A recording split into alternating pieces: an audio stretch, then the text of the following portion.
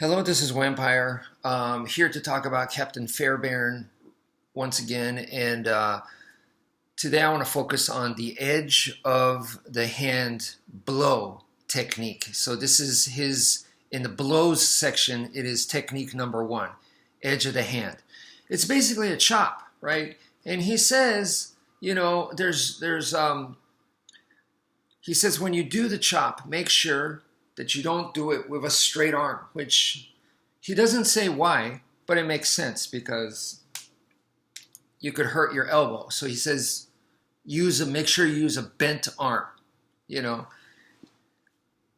So he says you could do it this way, vertical, and he says you could do it this way, horizontal. Okay, but he says do not do it this way.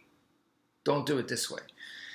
And for me, coming from the Filipino martial arts, Kia, Kali, Escrima, Arnis, we would do it this way, we would do it this way, we would do it this way, and we would do it also the diagonals. Captain Fairbairn does not talk about diagonals.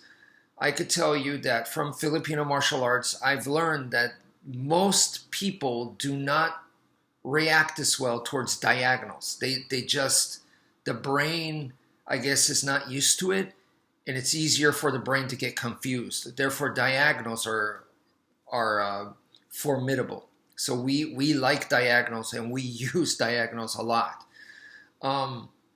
Captain Fairbairn does not mention diagonals here. Once again, it's here and here. How come not this? In Filipino martial arts, we would, but Captain Fairbairn says no. And I'm guessing for the longest time, I didn't know why, because there's no explanation here whatsoever. He just says, don't do it that way, and that's it. No explanation. So this is my own, call it an educated guess, but this is my 2 cents, okay? I'm not saying this is right, but this to me makes sense. And I believe it's because if you do a chop this way and they block it, they could put you into what is called a key lock, okay, which is a joint lock right here. And Brazilian Jiu-Jitsu terminology, this is called an Americana, and this is called a Kimura. And for this to happen, you're doing the chop this way, but for this to happen, the arm kind of has to go quite a bit. It has to move quite a bit to get into position, to get put into a Kimura. This one, I do the chop and I'm already there. They could put me into it. So I believe that is the reason why. Just my own interpretation. I'm not saying it's right. I have no evidence for that, but it's my own educated guess. Okay, now, the other thing that I want to make super clear is I looked through his book. This is called Get Tough, and I've looked through this many times, and I just did it again just to make sure, extra sure, so I quadruple checked, okay?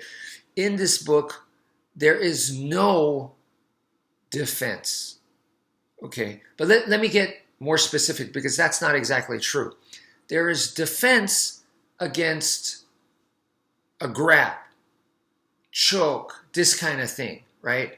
A gun pointed at you. There's defense to that. Meaning, and this is huge in my system, and Captain Fairbairn does not necessarily say this, but it's evident in his work, is that those are times when you're using defense is when their arm is stationary. So whether the gun is pointed here, or it's a knife to my neck, or they're choking me, or whatever, the arm is stationary, relatively stationary. It's completely different from someone grabs a knife and coming and to stab me. The arm is in motion. Or, they got a lead pipe and they're swinging to bash my skull in. The arm is in motion, okay? So when the arm is in motion, he does not cover that in this book whatsoever. Why am I mentioning this? Well, first of all, in my system, this is super important. My knife defense is my self-defense method. because whether they have a knife or not, I'm assuming at some point they might take one out, or because bad lighting, I'm out in the streets, it's dark, can't really see, everything's happening so quick, I expect them to have a knife. So I'm going to treat it like they got a knife, right? Or some kind of weapon. Anyway, so in that situation, right, whether the arm is in motion or not in motion, I have two completely different methods. So it's huge. It's extremely, extremely important. That's like I'm making choice A or choice B, depending on is the arm in motion or not. And to me, Captain Fairbairn indirectly has that message in here. Okay. And when I look on YouTube, there are a bunch of people showing Captain Fairbairn's method. And a lot of them show defense against arm in motion. So a strike that's coming in, whether it's a punch or a knife attack or some kind of improvised weapon, they are showing that you could, for example, with this edge of the hand blow, that you could chop away against that. And Captain Fairbairn does not show that in his book. And that's their interpretation. I'm not here to say that they're wrong. I'm just saying, A, it's not in Captain Fairbairn's book. And then in my own interpretation, I believe if that's what they're doing against you, for example, they're punching at you, so they're boxing, then you need to use boxing defense, not Captain Fairbairn stuff, because now the situation is different. This is the wrong tool for the wrong situation.